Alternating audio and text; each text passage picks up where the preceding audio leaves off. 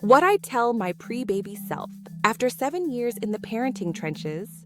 7 years ago, I stood in the nursery, folding tiny onesies into perfect little squares, convinced that organization was the key to successful parenting.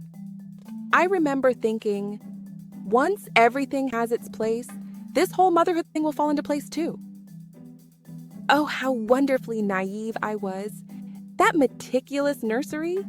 Within weeks, it looked like a tiny clothes tornado had swept through.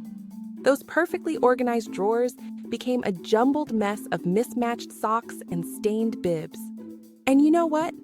It didn't matter one bit.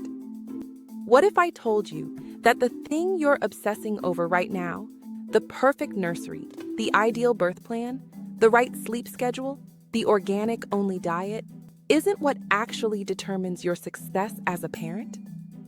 I've spent 7 years figuring this out, making every mistake in the book, and I want to save you years of unnecessary guilt, stress, and tears in the next few minutes. Hi, I'm Sarah, and this is what I wish someone had sat me down and told me before I became a mother. The first thing I tell my pre-baby self is that all those parenting books on your nightstand, they're written about hypothetical babies, not your baby. I devoured every expert opinion I could find during my pregnancy. I highlighted, I bookmarked, I created elaborate plans. I was convinced that if I just studied hard enough, I'd ace this parenting test. Then my daughter arrived, and apparently, she hadn't read any of those books. She didn't sleep when the book said she should sleep.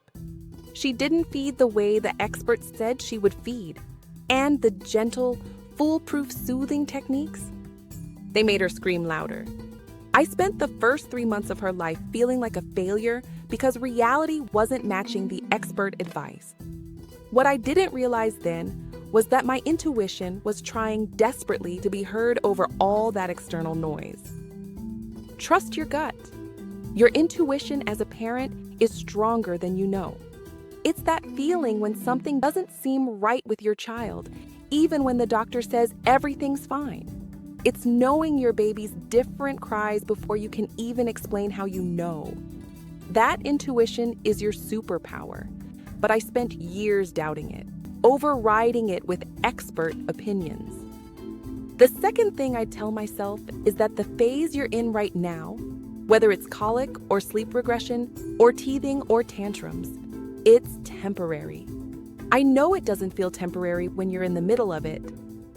When my son wouldn't sleep for more than 45 minutes at a time for what felt like years, I genuinely believed I might never sleep again. I catastrophized every difficult phase, convinced it would be our new forever normal. But here's what I know now. Children are constantly evolving. Just when you think you can't handle another day of whatever challenge you're facing, they change. They grow. They move on to a different phase. Nothing lasts forever in childhood. Not the hard parts, and sadly, not the magical parts either. Which brings me to the third thing I tell my pre-baby self. Pay attention. Be present. The days are long, but the years are shockingly short. I know that sounds like a cliche, but there's a reason cliches become cliches, because they're universally true. I remember being in the thick of the toddler years with my daughter, exhausted from chasing her around, picking up toys, wiping surfaces, and just counting down the hours until bedtime. An elderly woman stopped me in the grocery store while my daughter was having a meltdown over a banana that had broken in half. "I know it doesn't seem like it now," she said, "but one day you'll miss this." I smiled politely while thinking, "Lady, I will never miss toddler tantrums over broken bananas." But 7 years in, I understand what she meant. It wasn't about missing the tantrum specifically, it was about missing the intensity of that time, the all-encompassing nature of having small children, the way they need you completely. Because as they grow, they need you differently. Not less, but differently. And there's beauty in each stage. even the hard ones. I've worked with hundreds of families through my parenting community, and I've noticed something fascinating. The parents who seem to be thriving aren't necessarily the ones with the easiest children or the most resources. They're the ones who've learned to let go of perfection. They've embraced the mess, both literal and figurative. I had a client named Michelle who came to me desperate because her 4-year-old would only eat 5 foods, all of them beige. She'd spent 2 years stressing about nutrition, preparing elaborate meals her daughter wouldn't touch, and feeling like a failure at every mealtime.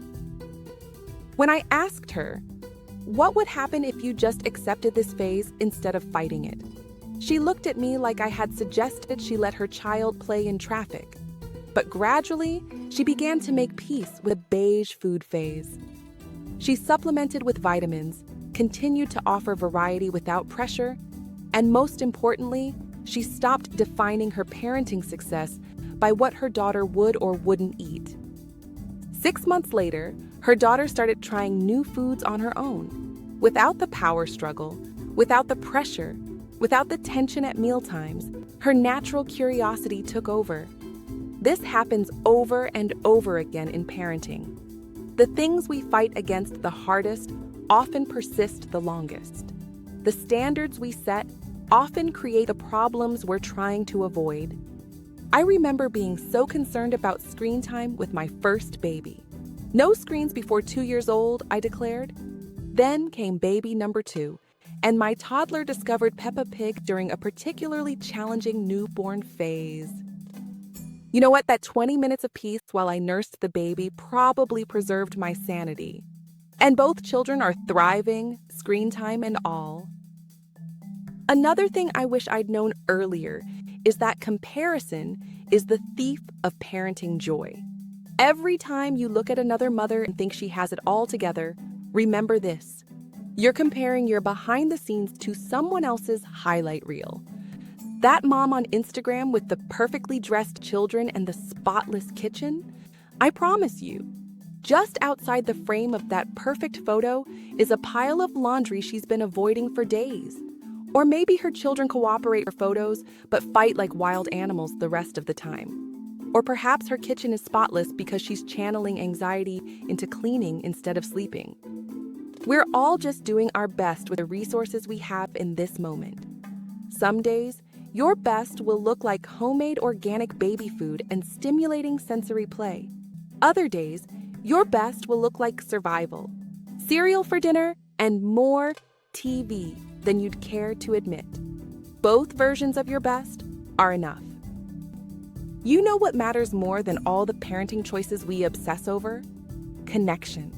The relationship you build with your child. The way you repair after you make mistakes. And you will make mistakes daily. Your willingness to be human, imperfect, and authentic with them. I spent so much time worrying about creating the perfect childhood that I sometimes missed opportunities to simply enjoy the childhood that was actually happening right in front of me. Don't make that same mistake. Parenthood will stretch you in ways you never imagined. It will bring you to your knees in exhaustion and frustration. It will also fill your heart with a love so fierce it physically hurts sometimes. Both experiences are part of the journey. Here's what I know for sure: after 7 years, it all works out. Not perfectly, not according to plan, but it works out. Those sleepless nights don't last forever. The challenging phases pass, and even on the hardest days, when you're questioning every decision you've made, you're still exactly the parent your child needs. I've created a permission slip for imperfect parents guide that expands on everything I've shared today. It's filled with affirmations, practical tips, and journaling prompts to help you release the grip of perfectionism and embrace the beautiful mess of real parenthood. You can download it using the link in the description. Remember, you're not just raising a child, you're raising a future adult. And the greatest gift you can give them isn't perfection, It's seeing what authentic, messy, wholehearted living looks like through your example. So be gentle with yourself. Trust your instincts. Ask for help when you need it. And know that on the days when all you did was keep everyone alive, that was enough. You are enough. It all works out.